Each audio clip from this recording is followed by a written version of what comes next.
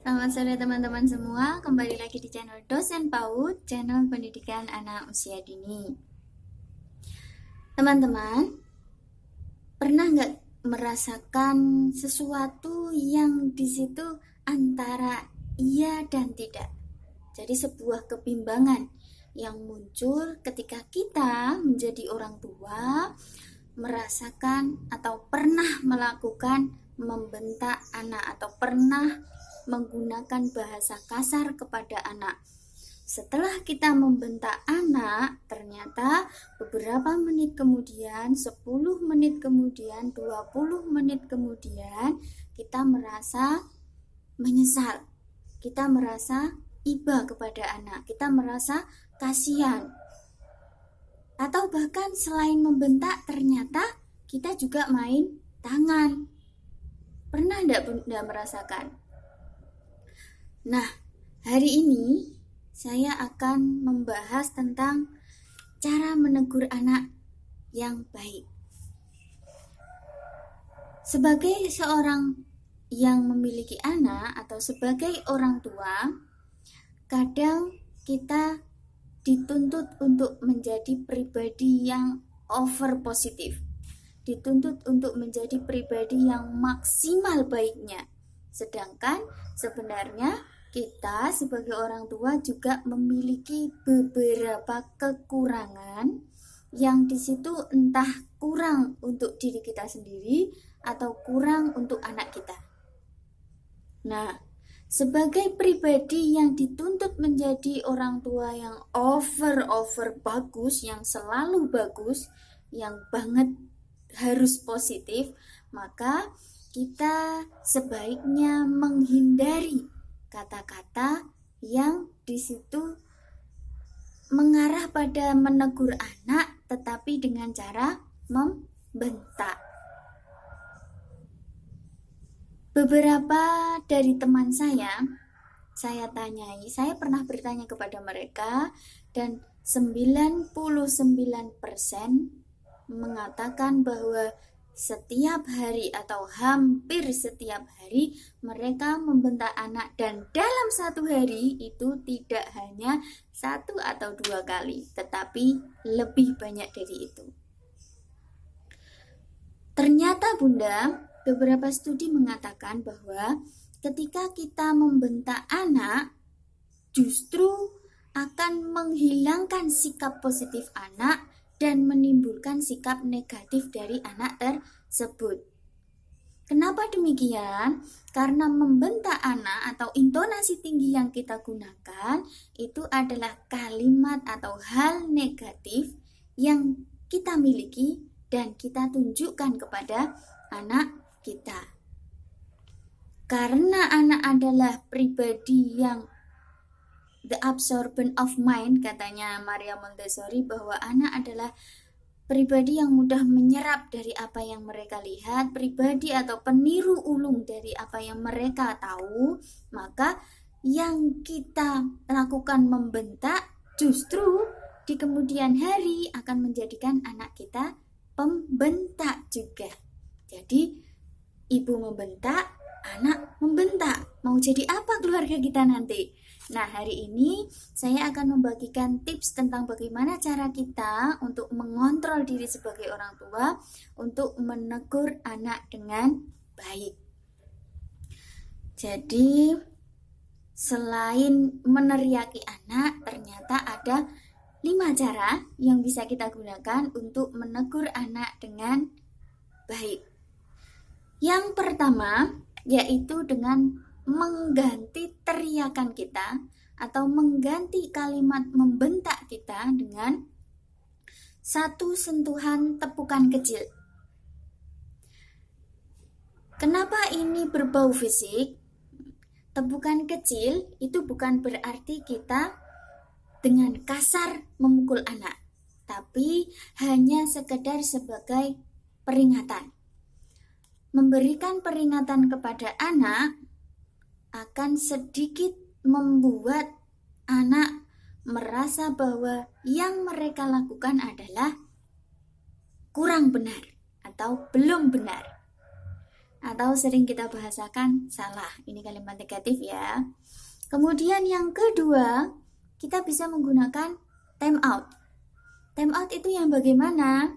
Time out itu adalah ketika anak kita melakukan sebuah kesalahan dan kita memberikan mereka beberapa menit waktu untuk mereka merenung, muhasabah, mencari tahu kesalahan yang ada dalam dirinya, mencari tahu apa yang saya lakukan dan yang dikatakan itu kurang bagus oleh ibu saya, dan kita kasih dia tempat menyendiri, duduk sendiri dengan durasi beberapa menit. Contoh, untuk anak 3 tahun bisa 3 menit minimal, atau 3 menit batas minimalnya ya. Kemudian 4 tahun, 4 menit batas minimal. Jadi kita kasih waktu anak untuk merenung tentang apa yang mereka lakukan, sehingga setelah anak kita berikan time out tadi, diharapkan mereka berpikir, oh ternyata yang saya lakukan tadi adalah kurang benar. Jadi saya harus minta maaf pada ibu saya harus minta maaf sama bunda saya dan mama saya. Jadi time out bisa digunakan untuk melatih anak berpikir sendiri, merenung tentang apa yang mereka lakukan, sehingga diharapkan setelah mereka menerima atau mendapatkan sesuatu yang rasanya enak. Nah, sesuatu ini berbau perasaan ya. Jadi mendapatkan hati yang lebih enak, yang tidak emosi lagi, karena dalam time out ini anak hanya sendiri duduk dan tidak ada mainan.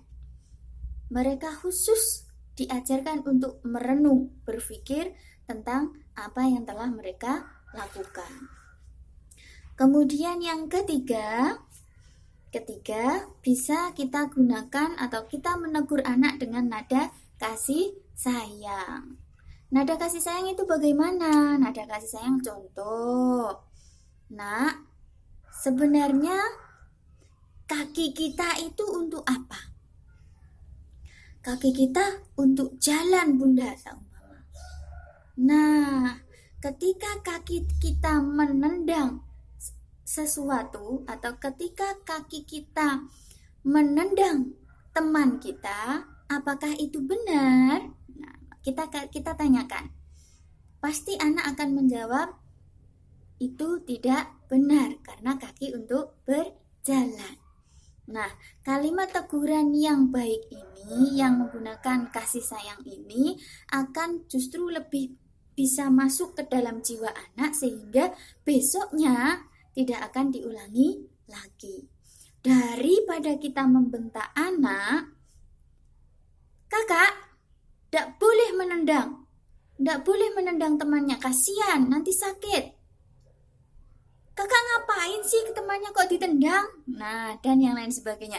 Kalimat-kalimat membentak, kalimat-kalimat yang di situ mengarahkan atau menjustis anak bahwa yang dilakukan itu adalah salah, justru akan membuat anak semakin mengurangi percaya dirinya juga. Jadi ketika kita menggunakan kalimat dengan kasih sayang, diharapkan mereka akan lebih memahami secara positif dan tidak melakukannya keesokan harinya atau di hari kemudian, dan tidak menghilangkan rasa percaya diri anak. Kemudian yang keempat, kita bisa menegur anak dengan seperlunya. Nah, ini bisa kita bahasakan penyakitnya ya, dengan tanda kutip. Ini penyakitnya ibu-ibu. Biasanya menegur anak itu tidak seperlunya, tapi panjang kali lebar, kali tinggi, kali panjang lagi. Kesalahannya hanya satu, tapi yang ditegur ada 1000. Kesalahannya hanya satu, tapi yang ditegur ada 10 macam kesalahan. Nah, ini adalah suatu hal yang kurang baik ketika kita menegur anak. Kenapa? Karena yang diingat anak adalah apa yang kita sampaikan tadi. Jadi seumpama anak tanpa sengaja memecahkan piring. Dan kita menegur anak. Masya Allah nak, piringnya itu pecah, nanti kena kakimu. Piringnya dijatuhin, nanti masih airnya dijatuhin. Tadi main sama temen juga jatuh, sepedanya rusak, dan seterusnya. Nah, panjang kan kita menegurnya? Kita menegur dengan seperlunya. Kita bisa dengan bahasa positif. Jadi nak, hati-hati. Kalau seandainya piringnya jatuh dan kena kaki, nanti akan sakit. Nah, kita cukup seperlunya saja menegur apa yang sedang mereka lakukan tanpa mengikut sertakan yang telah mereka lakukan sebelumnya. Kemudian yang terakhir atau yang kelima, yaitu kita membuat peraturan.